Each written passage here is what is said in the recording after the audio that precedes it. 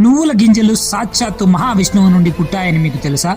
సృష్టి ఆరంభంలో ప్రపంచం కోసం శ్రీ మహావిష్ణువు మహా తపస్సు చేశాడు. ఆ తపస్సు వేడితో ఆయన శరీరంపై దివ్యమైన చెమట బిందువులు వచ్చాయి. ఆ చెమట చుక్కలు భూమిపై పడగానే చిన్న బంగారు గింజలుగా మారాయి. అవే ఈ భూమి మీద మొదటి నువ్వుల గింజలు.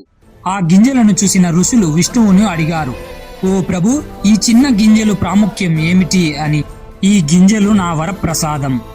ఎవరైతే వీటిని పూజల్లో, దాన ధర్మాల్లో, పితృతర్పణాల్లో ఉపయోగిస్తారో వారికి మహాపుణ్యం లభిస్తుంది. ఇవి పాపాలను తొలగిస్తాయి, దుష్ట శక్తులను దూరం చేస్తాయి, పితృదేవతలకు శాంతిని కలిగిస్తాయి అని ఆ మహావిష్ణువు పలుకుతారు. ఆ రోజు నుండి నువ్వులు పవిత్రతకు ప్రతీకగా నిలిచాయి.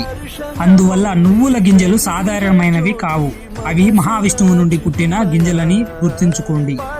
ఈ వీడియో నచ్చితే చిన్న లైక్ చేసి మన ఛానల్ ని సబ్స్క్రైబ్ చేసుకోండి. భక్తులందరూ కామెంట్లో పిలవండి గోవిందా అని.